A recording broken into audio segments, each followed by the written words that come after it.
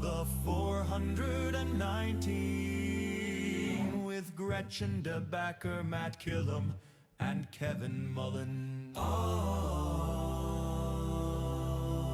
Welcome into the 419, powered by WGTE and presented by Witro Wealth Management. I'm Kevin Mullen. Gretchen DeBacker. Matt Killam. Did you hear him scream in my ear? Yes, I heard him say something. Happy Monday. He's so excited. Oh, boy. And you know why he's excited? Because today is Mayor Monday. I've said it before, I get stopped with some regularity by the show, and people do love Mayor Monday, and we've got a great show today.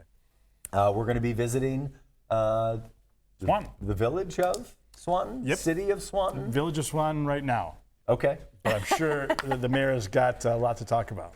A lot of big plans. That's right, for sure. So we're visiting Swanton. We'll be talking with Neil Toeppe, the mayor of Swanton, but we'll also have Scot Yarnell from Ernest Brew Works, a great Toledo area business, but they've got perhaps one of the most unique locations, Coolest. potentially in the state of Ohio, in Swanton at Oak Openings in the wheelhouse.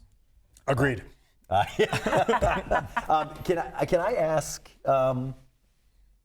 what are you wearing? So I'm wearing your. I'm sorry, who are you wearing? Yeah, thank you for asking. I'm wearing a Kevin Mullen jacket, and underneath it, I'm wearing a Jupe Mode t-shirt. Yeah, I'm more interested in what the shirt says. So for our radio folks, the shirt says cat person. It does. So this is new information to me. Yeah. Are you I'm not a suddenly- cat. You're not part cat. Yeah, I'm not. There's no feline. So I haven't got my 23andMe in back. Yeah, sure. yeah, part tabby. Did you have a cat growing up? Yes. And did you like the cat? No. Okay. Yeah. Yep. No. I have cats now. Also don't like them. So this shirt, I guess. It's ironic. It's a couple things. First of all, we love and support Jupe Mode, right? So this is John Amato. And I needed a shirt one day, and I was like, I hate cats so much, so I bought this because I want them to trust me. Is it crop? So I can drown them. It's going to be. Yeah. For those who don't know, there's a long-running joke on the show. The Jupe Mode is partnered with WGTE for their "I'm a Public Media Nerd" or Public Radio Nerd shirt. John was gracious enough to gift it to everyone, and he gave me a crop top. Yeah. So if you need your screen printing done, don't go to Jupe Mode. I also want to say that at our live event last week, John made me a loaf of sourdough bread. Mm-hmm. Delightful. Mm-hmm. Very delightful. I'm glad you brought that up. Thanks again to John, because you didn't give it to Matt or Kevin. That's right. I would not know if it was delightful or not because I didn't share it. But we I do know did that not cats get- are not delightful. No, they're not. I will agree with that. We Yeah. have a cat. You do? What's his name? See, these never. We talked about the cat. The cat's name is officially Eliza, but Unofficially. You remember we have some B- FCC regulations. BK. Okay. And What's that stand for? yeah, you got to Can't check say. out the original podcast to hear the actual Yeah, name. and I won't. Yeah, you're not going to get no. You shouldn't. All right, we are going to take a break. When we come back, We're going to ask visit. the mayor the hard-hitting question about how he feels about cats. That's the great thing. Yep. Talk to me about the cat problem in Swanton. Yep. All right, we're going to talk about cats and all kinds of great things happening in the Swanton area with Mayor Neil Toeppe. And of course, then we'll bring on Scot Yarnell from Ernest Brew Works to highlight some of the great new things coming this summer to the wheelhouse. And it's cats. And The musical. The musical Cats will be performed live at Oak Openings. With Idris Elba. I don't think that's true. We'll find out on the other side of the break here on the 419.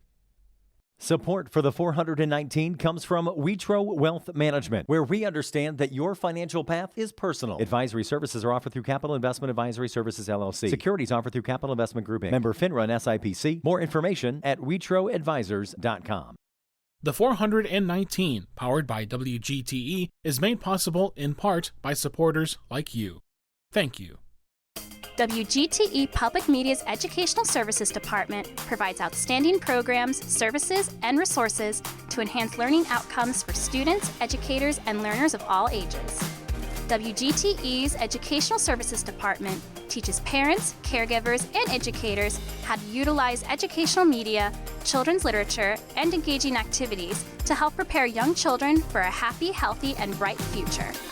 From PBS Kids programming specifically designed to support the development and creativity of young children to individualized lesson plans, standards-aligned curriculum, professional development classes, community events, and family fun movie nights right here at WGTE.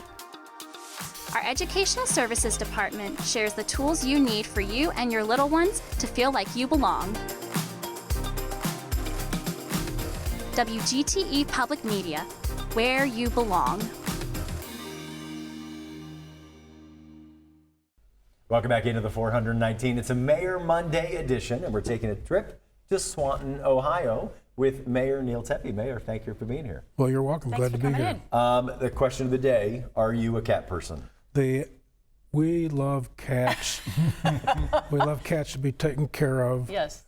We don't like them making messes in other people's yards. So I made a joke about the cat problem in Swanton, to which you said you've heard about it, and I hadn't. I was just purely joking. But you guys have actually taken some steps as a local government to address feral cats in Swanton. This is a real thing. That is in fact a real thing. We have an ordinance that says don't feed the feral cats. There was a rather strong uproar from a number of folks in the community, as well as concerns expressed to us from as far away as Dublin, Ireland, Oh my gosh. expressing concerns about how we treat feral cats. I mean, we'll dive in. I mean, we talk about kind of the role of the mayor, Yep. but like in your time as mayor, I mean, what has been the most like really kind of moment of mayor like this is what we're spending our energy complaining about? Well, before the cats, we had to worry about chickens. Sure. So Maybe you just let them duke it out themselves. yeah. Pay-per-view. Yeah, cats So and chickens. we have the great cat debate. Now we had the great chicken debate. Sure. So those are interesting concerns for people to have compared to issues that people are dealing with in the major cities, New York, Chicago, Los Right. Angeles. Yeah. I'll take those problems. That's a Right. really Take good the way to chicken think dilemma. about. Yeah, that's right. Well, I do want to talk about, we've got you on for two segments. We're going to ask in the second segment more about you personally, but I do want to talk about Swanton. It's a small town, but there's a lot going on there. It will be, my guess is a city soon. Talk to me about the momentum of your great village. Well, we have seen tremendous growth over the last several years in a number of areas. One, the number of residents moving into town. Second, on the economic development front, we have people have said we couldn't grow economically, bring businesses in because we're surrounded by the township, so we can't grow out.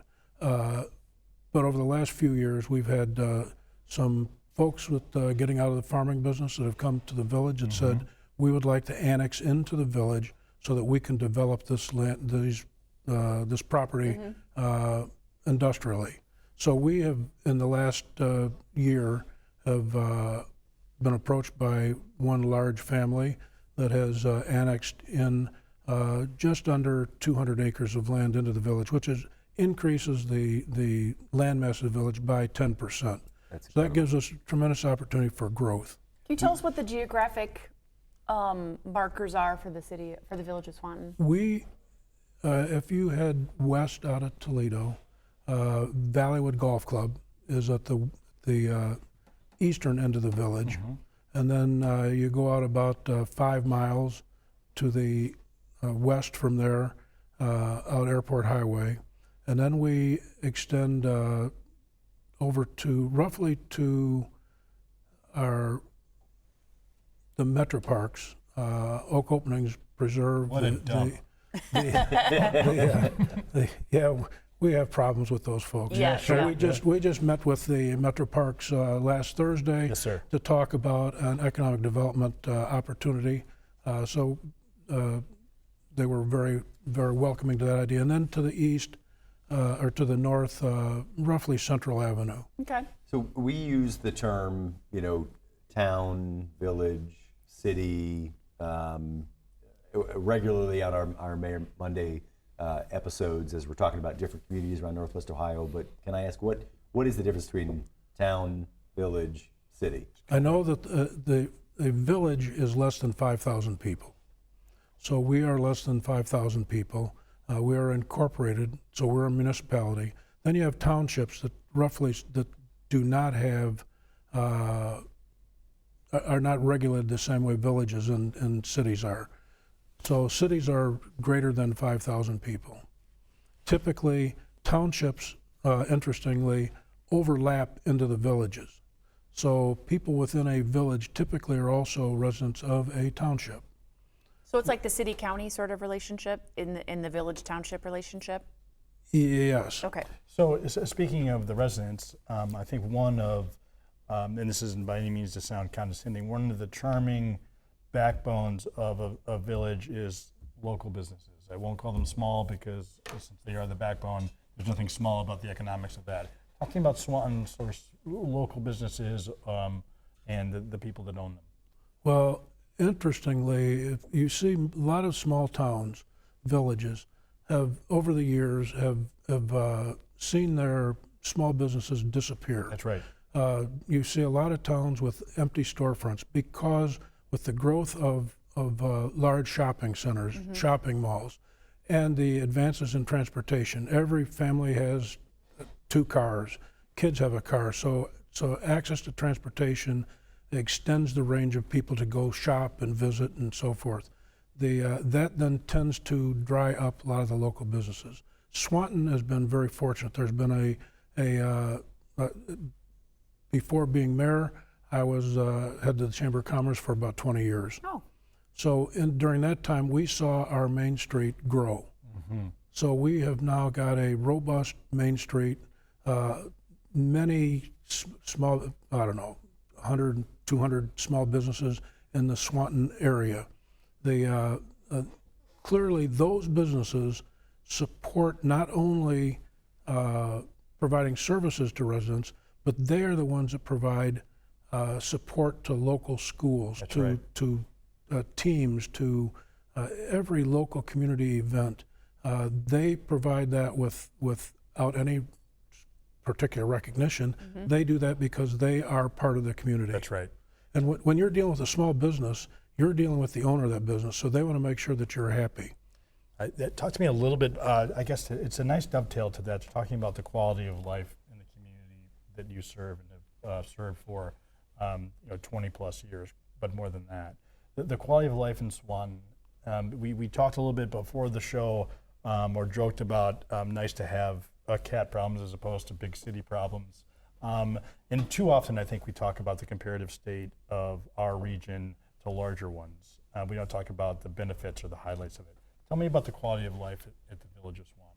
Well, we are so fortunate that we have a very good fire department, full-time fire department that's staffed 24 hours a day, 7 days a week. We have probably more paramedics in our department than there are in any place in Fulton County. That department responds to roughly 120 calls a month. Most of those, 80 to 90% of those, are EMS calls. So that's life-saving. That's right. The other thing that we have is our parks. Not part of the Metro Park system. No, sir, but great parks. Yeah. But we get to enjoy the Metro Parks. But we also have our own parks for our community, for our playgrounds and playing fields. So matter of fact, we have a levy coming up to refund those parks. So I fully expect that that's going to pass with a wide margin, because that is so used by all of the youth of baseball, soccer, t-ball, families with the playground equipment for the little kids. They are great parks. I can tell you, as somebody who's in the industry, I certainly describe myself as an expert, but your parks are beautiful and they're well maintained. Do you have a particular favorite spot that you stop by? I know you have to, all your kids are your favorites, but do you have a favorite green space that's yours? Probably the place that's most fun to watch is on the upper ball diamonds. We've got 4 small baseball, no, not small, but 4 baseball diamonds, plus a large soccer field. So to see all of the kids, all ages, all skill abilities out there running around trying to kick a ball, hit a ball, catch a ball, that just brings joy to your heart, seeing those kids out there. Can you tell us a little bit about the organization of the village of Swanton? How many people work there? Is there a council? What type of mayor? Are you a strong mayor? Is there a city administrator? We are a She means village. physical strength. Would you describe yourself as physically strong? Oh yeah, I was an deadlift? athlete. Yeah, that I knew. We're a village. We have a village council, 6 members elected every 4 years, 2 at one time and then 4 at another time. A mayor, I have a village administrator. We have a police department, fire department, public service department, water department, sewer department. So we're a fully functioning municipality. The 4,000 residents, hundreds of businesses. We occupy roughly about 3 to 4 square miles, but we serve roughly 14,000 people. So when you look at the folks that live in the adjoining townships, that takes the area that we serve to about 14,000. We're talking with Neil Toeppe, the mayor of Swanton. When you're traveling around the country and you're describing Swanton to folks that have never been in Northwest Ohio, or maybe never been in Ohio, how do you describe Swanton? I describe it as if you want to go into a small town, pretty much like going into a Norman Rockwell photograph. If you're looking at small town America where people know each other, where you can walk down the street, I drive down the street and people are waving, and that's before I was mayor. People know They don't each wave other anymore now. It's a different kind of not wave. with the full hand.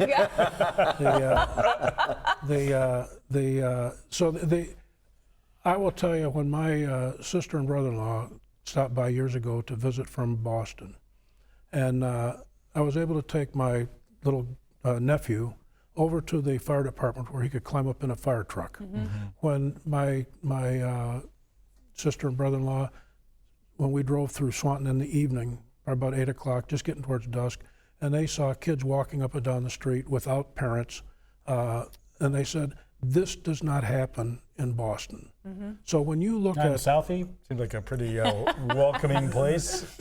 so when you look at Swanton or a small town, people know each other. I like to think that when somebody sneezes, is starting to get a cold, there's going to be somebody out there organizing a fundraiser for the family. Right.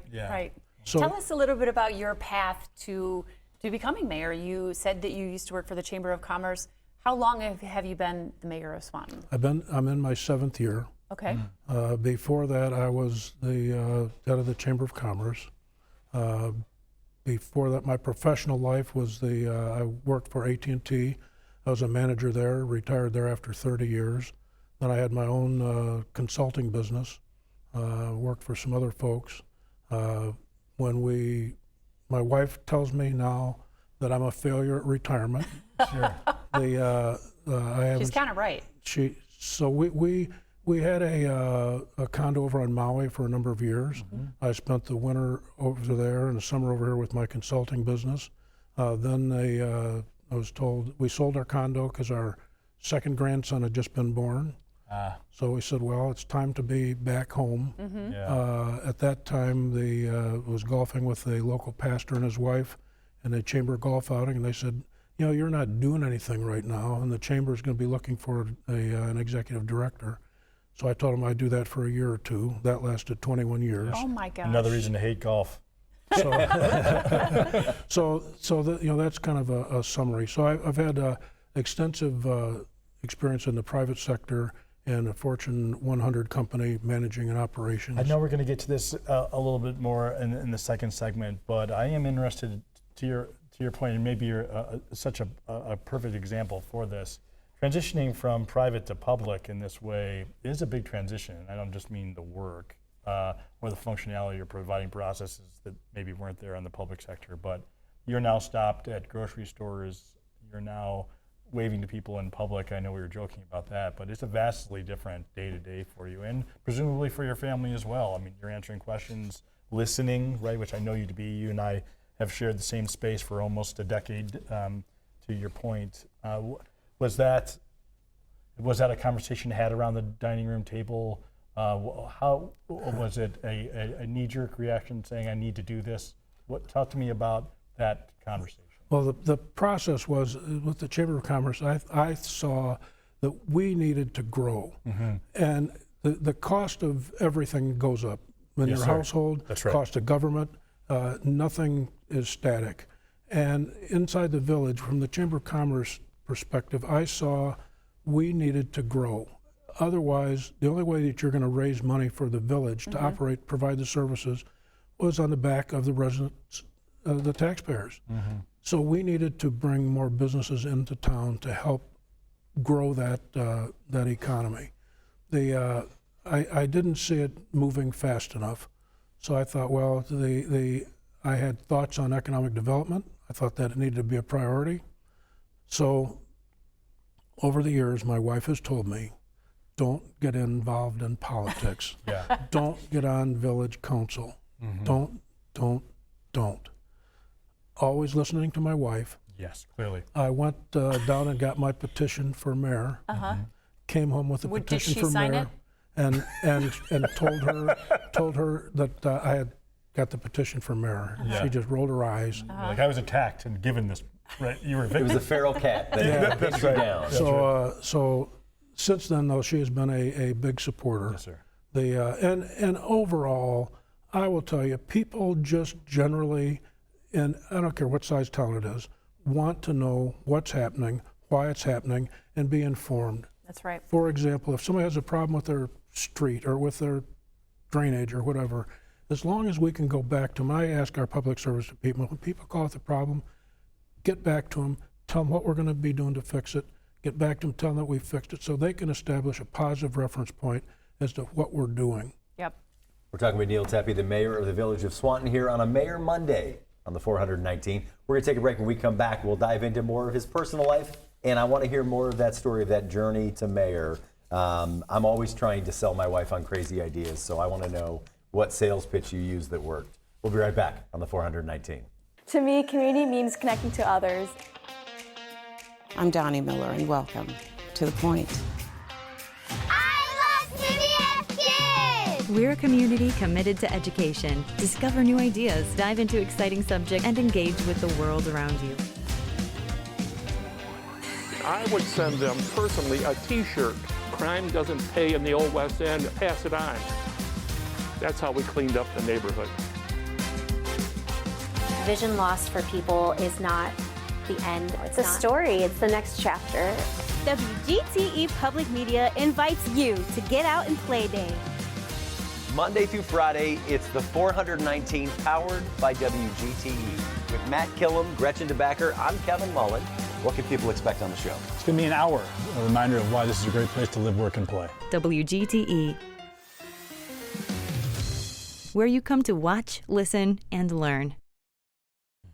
Welcome back in to the 419. It's a Mayor Monday edition. We're talking with Neil Toeppe, the mayor of the village of Swanton.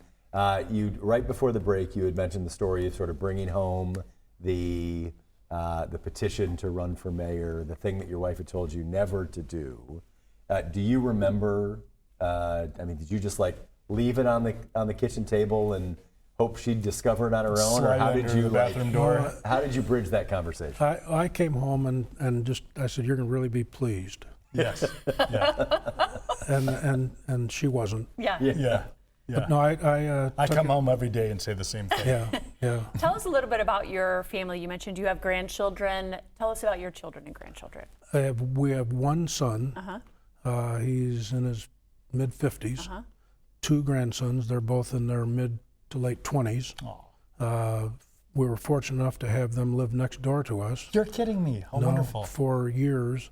So the grandsons used to help us garden, plant flowers in the middle of the yard or wherever they thought was a nice place to plant them. Yeah. The grandsons would help me mow the lawn on the garden tractor. So the one grandson, the older one, he nice straight lines like I like. Yes. The other one was a little more creative. Sure. He liked to do it in S's and W's and. Sure. And you let them both do what they want. They can do what they want. That sounds like a grandparent to me. Where are you from originally? I'm from Toledo. Grew up in Toledo. Went to parochial schools, Blessed Sacrament Grade School, Central Catholic High School. That's where I went. To Central? So, yes, sir. Yep. Well, I was a member of the class of '63, the first State of Ohio football championship team. Wow. From Central. You guys just missed each other. That's Yeah. right. Yes. So How did you land in Swanton? we were looking for a property up in northern Michigan for a vacation home. You missed it. And that didn't work out. Yeah. So then we decided to move from our home in West Toledo, looking for a place out a little ways. Sure. And so that's when we found Swanton. In the West Toledo, you lived in your old neighborhood, or? Pardon me? When you lived in West Toledo, where did you live? On Standard Drive was between just off between Sylvania and Berdan and Douglas and Secor. Absolutely. Yeah, we were not too far from you. I was lived on Sherbrooke. Okay. The west part of Toledo is a great place, and then Old Orchard. When we were talking about Central Catholic, your time there, were you on the football team? I was not. Okay. I was not on the football team. I'm sure they wanted me. Yeah, but, of course. They probably did. But I was busy running cross country and wrestling. Yeah. Okay. Were you involved in student government when you were in high school? I was on student council. My senior year, my homeroom. I was my homeroom president. There you go. So that was my first venture into politics. So tell me about your folks. This is in your DNA to serve your community. This was something your mother or your father installed in you. Talk to me about your upbringing in that way. What made you the mayor you are today? We were raised in a time in the 50s and 60s. Had a lot of respect for your elders, for authority. I was in Boy Scouts, Sure. Cub Scouts, Boy Scouts, student government. My father served in World War II. My maternal grandfather in World War I. So after high school, I thought it was kind of your duty to serve your country. So I was in the Air Force, served during the Vietnam era, did not go to Vietnam. They were saving me for later when they really needed me. Yeah, sure. But I had a lot of my friends and classmates that served there. One perished from Agent Orange, another took his life from PTSD. Oh my gosh. Serving others, I think, is important. There has to be things greater than yourself. Yes, sir. That you need to be part of and contribute to. And I'll go back to Swanton local businesses. Please. These folks do things for the community, not because they have to, but because it's the right thing to do. So to serve others is important. Let's talk a little bit about the And business. why is that the theme of AT&T's customer service after you left? What happened to those people? That divestiture, the government got involved. That's right. Yeah, there you right. go. Yeah, sure. Let's talk a little bit about your economic, your future plans for the village. For those of you who Swanton. cannot hear, my two host colleagues Yes, I'm so are sorry. Sponsored by seasonal allergies. Kevin has allergies, and I choked on something. I'm not exactly sure, so we apologize It's to the that time listener. of year when the It is. weather can't figure out what it is, Yeah. and it's like A victim. I love that the sun has come out. I love that it's blue skies and things are blooming, but those things that are blooming Yes. don't love me back. Your question, Gretchen. Let's talk about forward thinking. That's right, tomorrow. In the village of Swanton. You're very proud of your economic development record. What are some things that you're continuing to do or that you hope to do as you serve out this term? Well, one of the things that we had to do to begin with was try to understand what is economic development and what don't we know, which was everything, and what do we need to know to go forward. So the first thing that I had done was established an economic development commission that's staffed by members of the community. One is the school superintendent, another is a banker, and another is a guy that was was the president of a German operation, their Americas division. So getting those folks to help, and then bringing in experts, bring in small industrial businesses to explain to us what they need, bring in the Regional Growth Partnership, TMACOG, the Port Authority, even the Metro Parks, to help us understand what our business is looking for, what do we need to do to position ourselves for growth. So that so that's been an ongoing effort. Economic development is not easy. You first need to understand what the market is, what you can provide, where you position in the market, and what kind of businesses do you want to see in the community. I've heard you say on a number of occasions, and I know that you've been hinting at here, the concept of smart growth. Explain to a layperson what that means. Well, you need to be able to have a balance between residential and industrial or commercial. You cannot be bringing in companies that are going to be that aren't going to fit into the culture of the community. Right. You need to be able to locate those businesses in a place where they are not going to impede the lifestyle of the residents. So, for example, these roughly 200 acres that we're bringing into the village are located away from residential areas. So whatever growth goes in there, it's not going to have a negative or adverse impact on the residents' lifestyle. We need to maintain this Norman Rockwell-esque community, but be able to bring in businesses that are going to support us economically. How do you see this goal for your administration in partnership with other regional mayors, with county leadership, and with state leadership? And what do you do to sort of foster those relationships? Well, as a matter of fact, we have a building that was in distress on Main Street. A roof had collapsed. The owner was hard to find. So we have finally tracked that owner down to try and figure out what we can do with that building. We were concerned that that building was going to collapse. Sure. If that building collapsed in the middle of Main Street, it's going to be up to the village to mitigate that. It's going to cost us a lot of money, $100,000 or more, to clean up the mess. So what we wanted to do was purchase that building, take it by eminent domain or whatever, so that we could then apply for grants, which would be state, county, federal grants to help us mitigate that.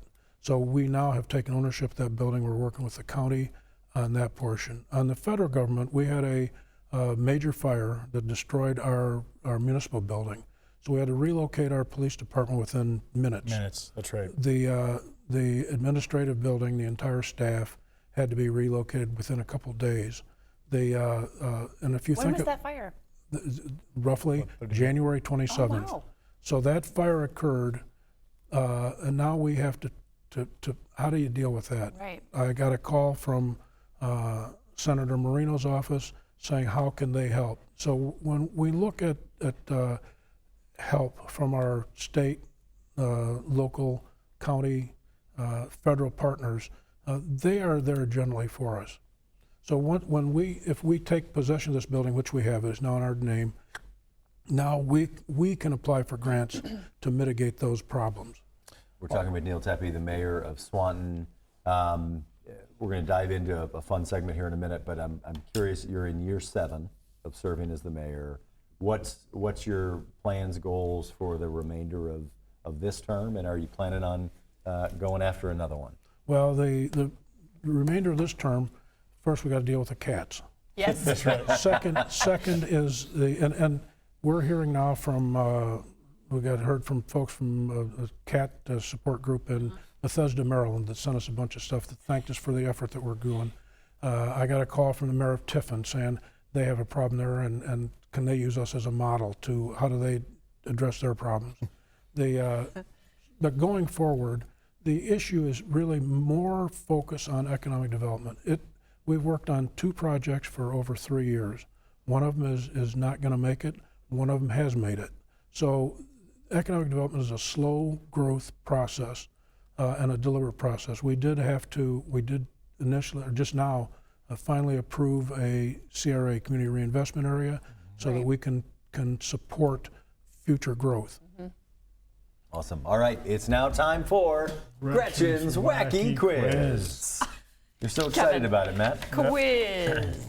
All right, I am going to ask you 4 rapid-fire questions. Gretchen's going to ask you to describe Swanton in 1 word, and then you and Matt are going to work together to list the 9 best things in or about Swanton. I think the mayor's a Vietnam veteran. He is not afraid of this. That's right. shape or form. All right, here we go. Describe yourself in 3 words. Compassionate, caring, and approachable. Love it. Who's the most famous person you've ever met? Oh, wow, John Glenn. I was going to assume you were saying me. That's fine. That's fine. John Glenn's fine. Yeah, he's fine. What's your favorite place? Where's your favorite place to take a nap? Oh, man, and my lazy boy with the TV on. Yes, sir. Yes, that sounds good. And last but certainly not least, what's your favorite number? 7. That Lucky was my 7. football jersey number in 8th grade. Okay, right. I love it. Gretchen? What is the one? The Blessed Sacrament Crusaders? I think that's what they are now, yeah. What's I don't the- think that we had a name back then. We just They were the victorious. sevens. That's what they called us. The winners. That's right.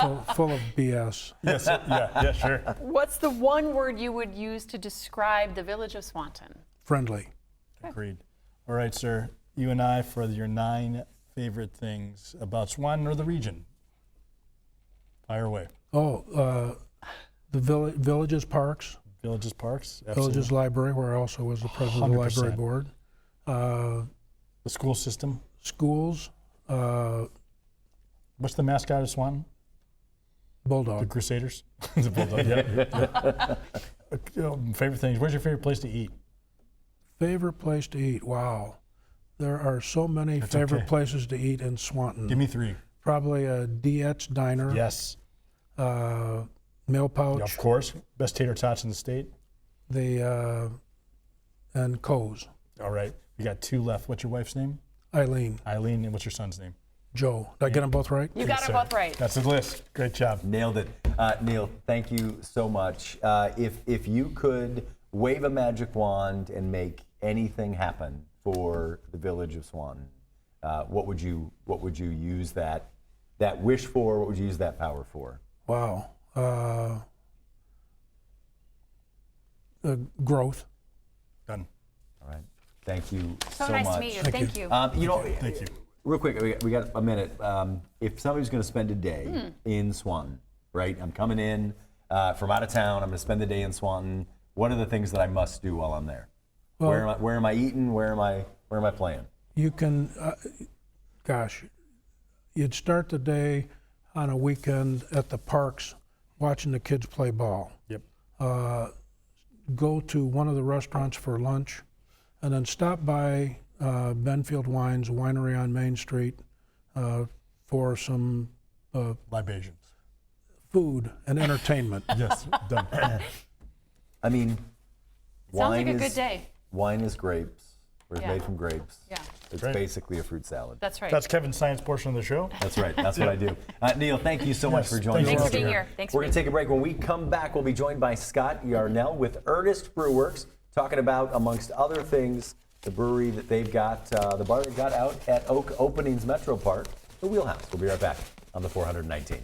Support for the 419 comes from Witro Wealth Management, where we understand that your financial path is personal. Advisory services are offered through Capital Investment Advisory Services, LLC. Securities offered through Capital Investment Group, Inc. Member FINRA and SIPC. More information at witroadvisors.com. Destination Toledo. Whether you're a local or a visitor, Destination Toledo invites you to explore the region and be a tourist in Toledo.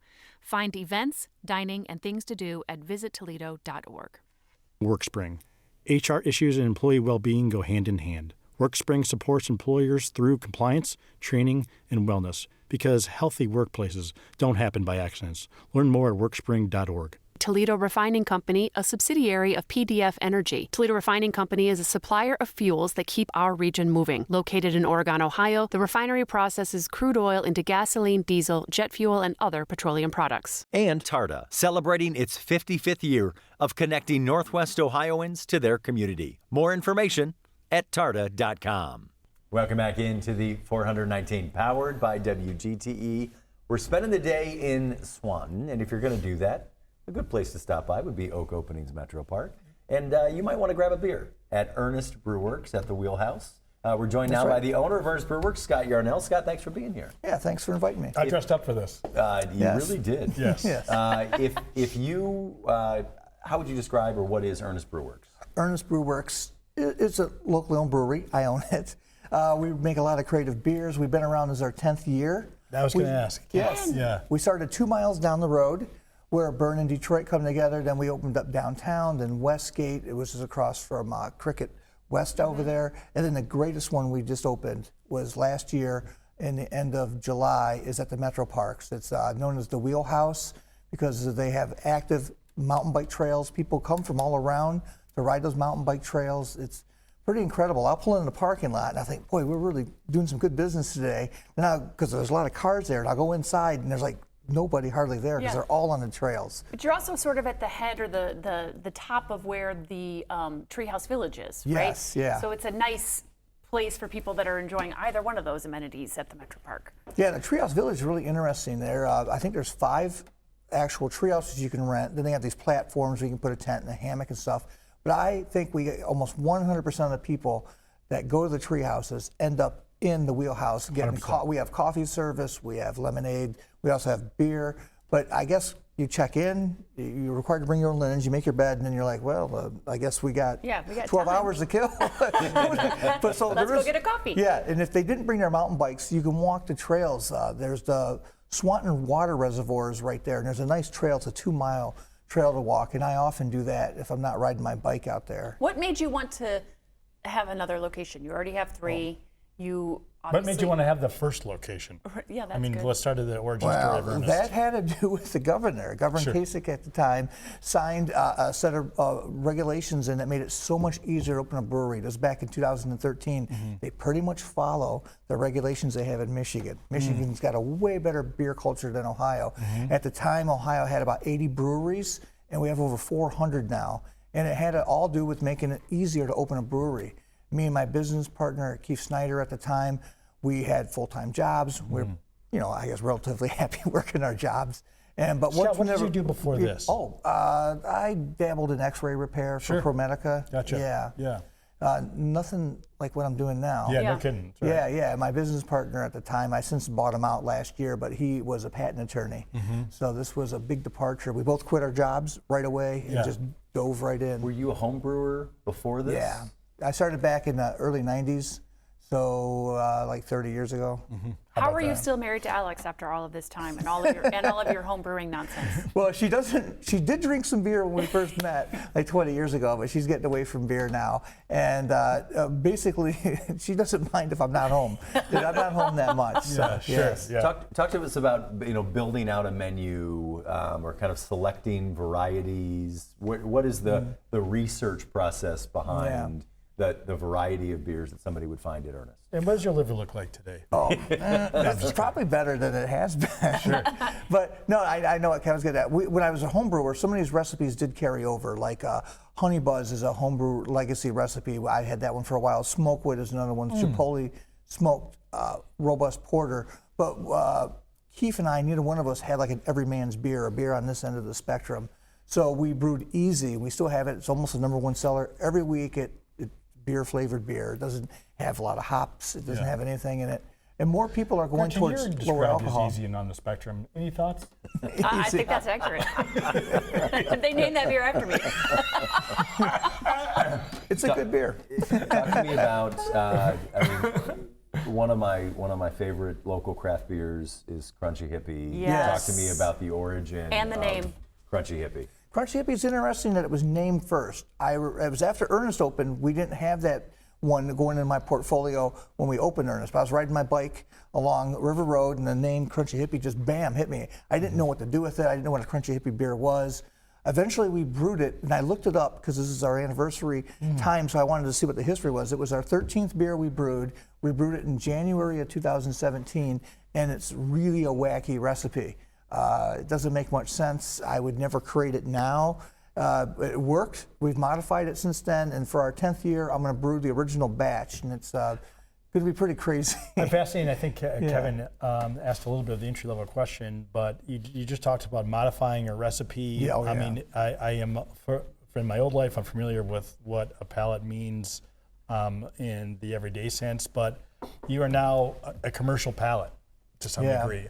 How do you think about creating something for the masses? And I guess also 2 questions. What was the first aha moment?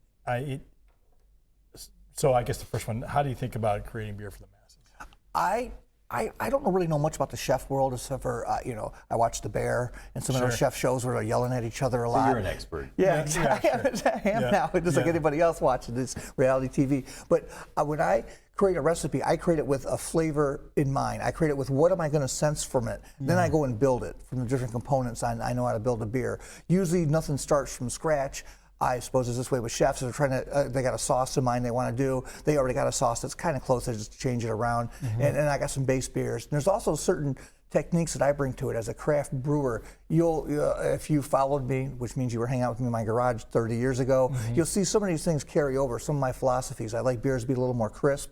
Finish a little crisper. That means the IBUs are a little higher than. What's an IBU? International Bittering Unit. Okay. I don't know how international it is, but it's a measure of We're hops. Americans. We don't have to worry about that stuff, man. So the higher the number, the more hops are in it. Sure. Generally, but there's exceptions to that rule. So basically, I develop a beer. A lot of people develop a beer in mind, like if they're going to develop a Kolsch.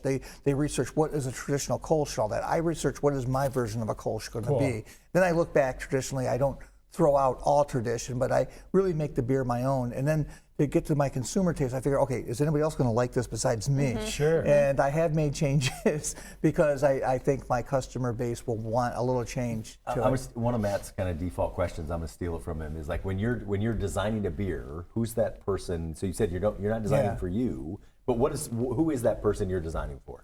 Someone that generally likes craft beer is what I used to go for. I used to think of myself more as a product, and now I think of myself more as a place. Being that when I thought it was a product, I was trying to be Bell's, Rheingeist, Dogfish Head. I mean, those 3 places I named have 3 locations. I got 4, so I got those guys beat. You know, good for you, but they were making products. Bell's has 1 location in Kalamazoo you can visit, and then they ship almost worldwide now that they're owned by a worldwide conglomerate. It's a large, multiple hundreds of times larger than mine.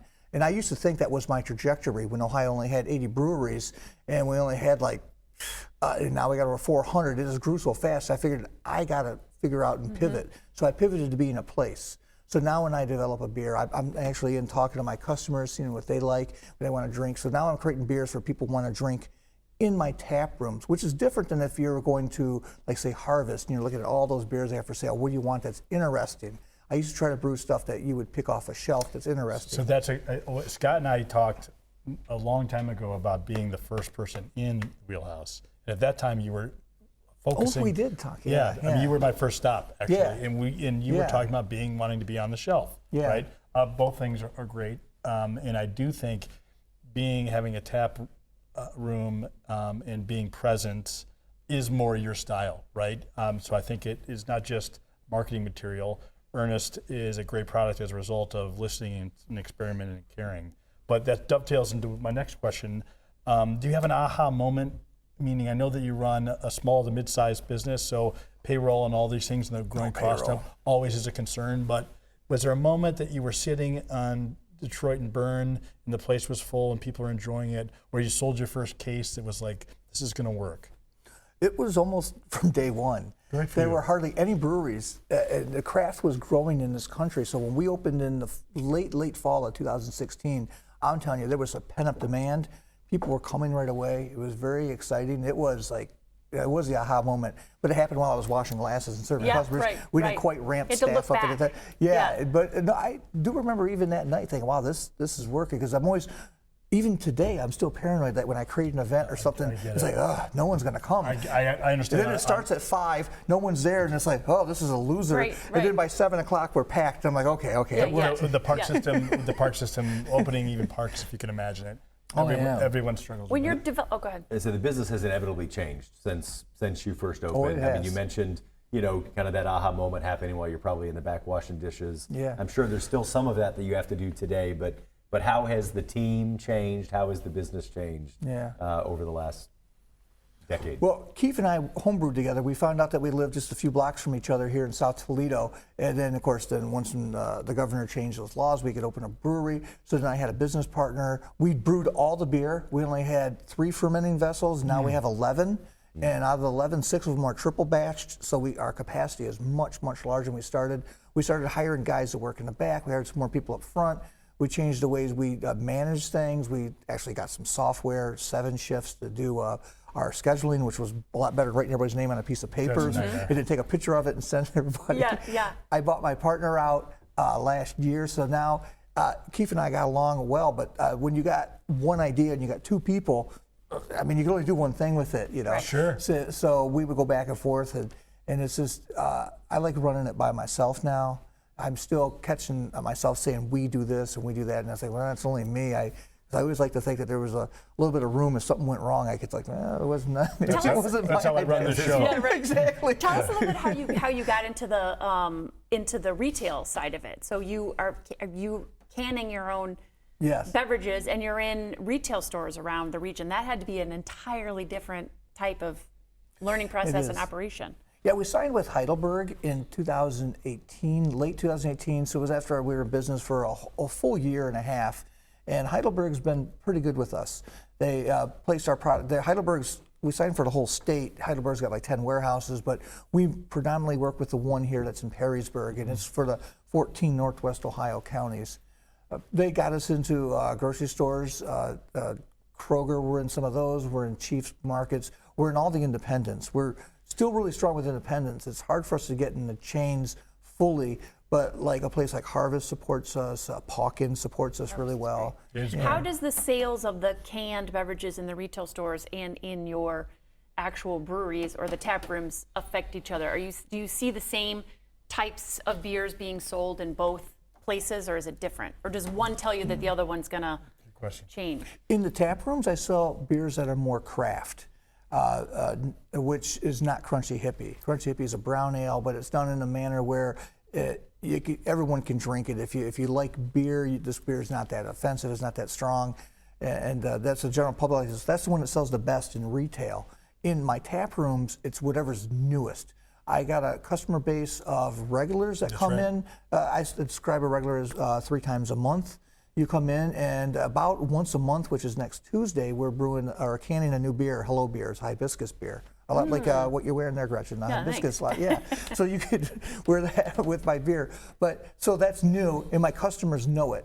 Pawkin might not order it. It's too far away. It's too far removed. But the customers that come in my breweries regularly know it's new, and that's what they want. We had Cheryl Hardy on the program with Party in the Park, and I'm just interested in kind of your thoughts of, over the last 10 years, kind of the shift in craft beer culture in the region. What have events like Party in the Park done for introducing your brand to the broader Toledo community? Yeah, Cheryl started that last year, and she did reach out to me. I really appreciated that. Usually, beer gets kind of forgotten whenever you're trying to develop something like Party in the Park. There's so many other things: porta potties, police, security, everything else getting the axe. And then the beer's like, oh, what are we going to do about beer? But she was thinking about that from the beginning. She contacted local breweries. We said, yeah, we want to be part of it, and she's made a good effort. Toledo is your hometown for everything. I mean, so many things talk about hometown community and all that. So it is nice to see something like Party in the Park actually reach out to the local breweries. I'm not the only one that's there, and we could be part of it. So talk to us. We're got a couple minutes left. Talk to us about the Wheelhouse or an events coming up or stuff you're excited about. I am excited about. I got to write this down. Next weekend, I work with the Metro Parks on certain things. And the Metro Parks next week is we're considering that our summer kickoff, our seasonal kickoff. Is May 1st, and we're just going to show off a little bit. We do have coffee service. Gretchen might know a little bit about coffee. Yes, we got coffee service, lemonades, we got that kind of stuff, but we also have a full selection of beer, non-alcoholic drinks. But really what I want to write down is we got yoga next Saturday, May 2nd at 10:30, and that'll be outdoor yoga, weather permitting. And that's done by Holly. She's a really good yoga instructor. You can just drop in. She said so. I didn't tell her that I'm going to talk about it. Maybe she thought 3 people, but it might be more. But the coolest thing we've never done before is the Toledo Opera reached out to me. On Monday, May 11th, the opera will be there from Toledo. And we don't know how big that will be. It'll be an outdoor thing, bring a blanket to sit on or a chair. But I think it's 6 o'clock on Monday, May 11th. If you don't know what the Wheelhouse is, what is it and where is it? Oh, the Wheelhouse is located just about a mile off South Airport Highway on State Route 64. Or Swanton Waterville Road. Yes. Oh, it's great for mountain biking. I brought my, I don't know if you can get this or not. This is what happens when you're not paying attention when you're mountain biking. This is 9 screws. Is not liable. It looks like you swallowed a comb. No, it was all my fault. I was not paying attention. It looks like you swallowed a comb. It does. That's 9 screws in my collarbone. That is an X-ray of what part of your body? Collarbone. Right here. And you still ride after this? That happened late fall. My wife wasn't too happy about that. And Sure. but I wasn't paying attention, and this is on the mountain bike trails. They are challenging, and that's what is the satisfaction when you complete it successfully, like you did something. Yeah, right. exactly. That's right. Where you can go ride the people find information about the schedule out at the Wheelhouse and other events? The Metro Parks does a really good job with their social media and their website. We have our website. It's not as good as the Metro Parks one, but you can see information on there. I try to stay up with my social media, so daily posts about events and creating events, like the opera one you can find. You do a great job. Thank you. Scott Yarnell with Ernest Brewworks. Thank you so Very much. cool. We're going to take a break. When we come back, we will wrap up this Mayor Monday edition of the 419. Every day when you're walking You down laughed the with street. us. You learned with us. Hi, neighbor. We made sure your childhood was special. Memories that could only be provided by PBS. For generations, we've given you programs that made a difference. Programs that entertained, informed, and inspired. And today is no different. This is WGTE Public Media in Toledo. It's where you belong. But you said you were going to take it. Welcome back into the 419. Jack, it does feel good. There's a lot Yeah, it gives you extra authority. Little power there you got. a little with tight in the crotch. You're wearing that jacket wrong. So we wrap up a Mayor Monday edition of the 419. I truly love getting a chance to see a community through the eyes of their mayor. There's somebody who, it's a thankless job. It's a lifetime of service, really. It's truly remarkable. Every day can feel like a lifetime of service, I'm sure. Well, everyone has a similar answer, and obviously you have to be comfortable with it or have an understanding of it to some degree if you're doing it. But that grocery store line, we ask almost every one of them, having a conversation with your partner, coming home to say, I'm thinking about doing this. It does affect them too. I think that when we're finished with the Monday mayors, we need to have Wednesday wife of Mayor Day. And so that all of their spouses come family in therapy. and be we told him not to do it. We are going to have, I think it's next Monday. Okay. We will have the first husband-wife duo. Yeah. With the mayor of Tiffin. Okay. And his wife is a local business owner who will nice. join us. I saw that on the spreadsheet. We will get a chance to. I did not see that. And of course, so we'll get to that next week. But also, huge thanks to Scot Yarnell. Yes. He's the greatest. The Wheelhouse, a really cool space, and just another unique thing that the Metro Parks have done here in Northwest Ohio. If you missed any part of the show, you can catch all of it 7 a.m. on YouTube, 3 p.m. on FM 91, or 6 p.m. on WGTE Connects channel 30.4. Of course, online at WGTE.org/the419, or download the new and improved WGTE app. If you've got an idea for the show, or maybe a solution for the cats in Swanton, or you want to, you can email the show 419@WGTE.org. Thanks to our guests, Mayor Neil Toeppe and Scot Yarnell, for being on the program, and thanks for you for being here as well. We will see you back tomorrow when we talk. We'll check the notes. We're talking with Penny Meeker, Allison Fiskus, Teresa Federer, and Candace Buckley. A heavy conversation tomorrow. Deja vu. It's the 419, powered by WGTE, presented by Wheatro Wealth Management. The 419, powered by WGTE, is made possible in part by supporters like you. Thank you.